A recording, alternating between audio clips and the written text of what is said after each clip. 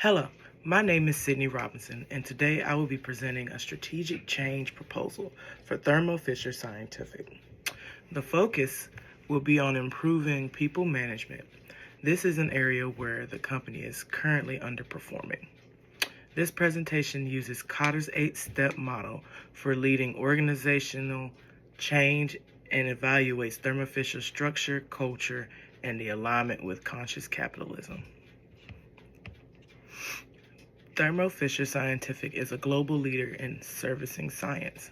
With over 100,000 employees worldwide, the company provides essential services and products to healthcare, biotechnology, and the pharmaceutical industries. Despite its extremely strong market presence and its level of innovation, the company faces internal challenges, particularly those that surround people management. As a former employee in their quality control department, I've witnessed firsthand how operational excellence sometimes overshadows people-centered leadership. Each year, Fortune rates top U.S. companies on 8 dimensions: innovativeness, quality of management, long-term investment value, social responsibility, people management, quality of products and services, financial soundness, and the wise use of corporate assets.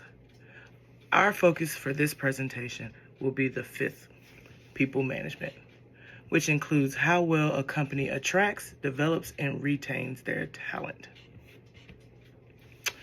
So Thermo Fisher struggles with employee engagement, trust in leadership, and retention. This is especially within the lab realm and the quality control functions. This directly ties into people management.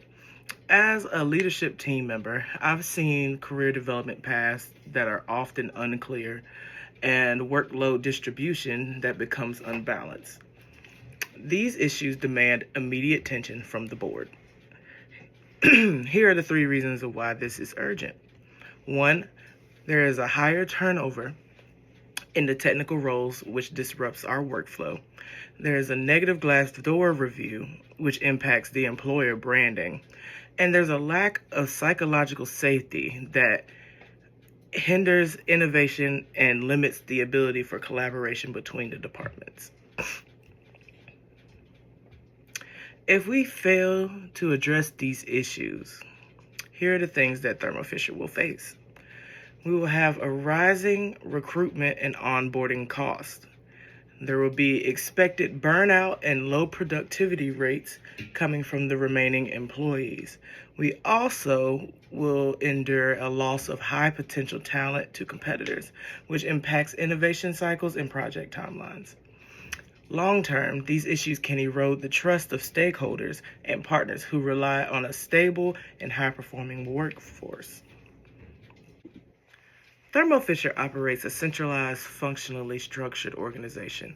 2 key design elements are centralized decision-making, which can delay the local problem-solving, and functional departmentalization, which creates silos. According to Griffin et al., a rigid structure reduces adaptability. 5 structure types: functional, divisional, matrix, team-based, and network exist. But Thermo Fisher leans heavily on functional, which may limit cross-functional collaboration. Culturally, the company is performance-driven, but not always inclusive or developmental. Shine and Shine remind us that culture is a driver of behavior. If we want innovation and retention, we must build a culture that values the people that work within Thermo. Thermo Fisher's mission aligns with conscious capitalism.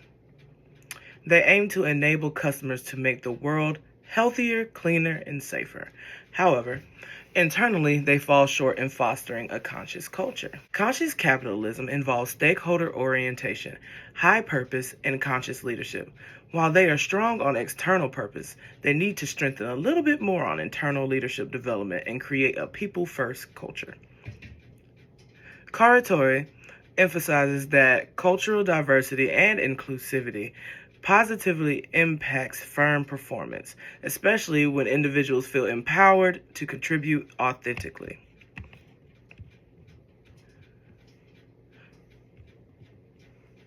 To address these challenges, here's the plan. 1, we're going to create urgency. We shall share exit interview data and employee pulse surveys to highlight what the problem is residing within the building. We will form a coalition. This coalition should include HR leaders, frontline managers, and influential employees. 3, we need to create a vision. Let's lean towards we prioritize people as our greatest asset. Communicate the vision. Use town halls, emails, and the intranet stories. Remove the obstacles. Update HR processes and remove toxic management. Generate short-term wins. Launch mentoring pilots and celebrate retention gains.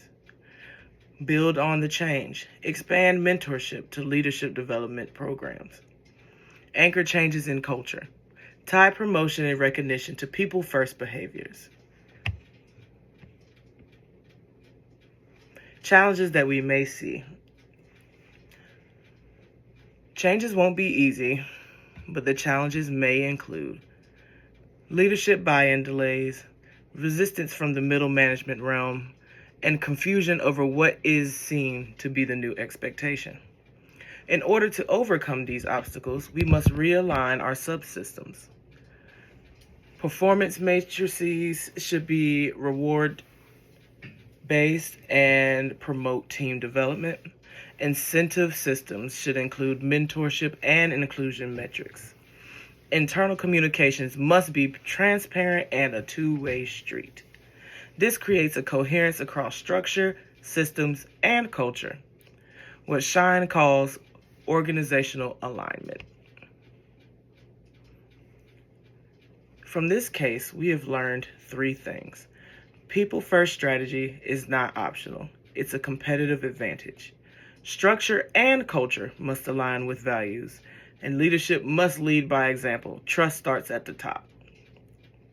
As a future leader, I'm hopeful to be able to involve people in co-creating solutions, invest in leadership's development, and avoid change without alignment across all systems. Griffin et al. Reminds us that the organizational behavior is about managing people. That's where the transformation begins. Thank you for your attention throughout this presentation. Now I'd like to open the floor for any questions or comments that you may have. This is an opportunity to share your perspective on the challenges Thermo Fisher faces in people management and the change strategies that I have proposed for you today. I encourage you to think critically about how these ideas might be applied or adapted within your own teams and organizations. Your feedback and dialogue will help deepen our understanding and improve our collective approach to leading effective change. Best.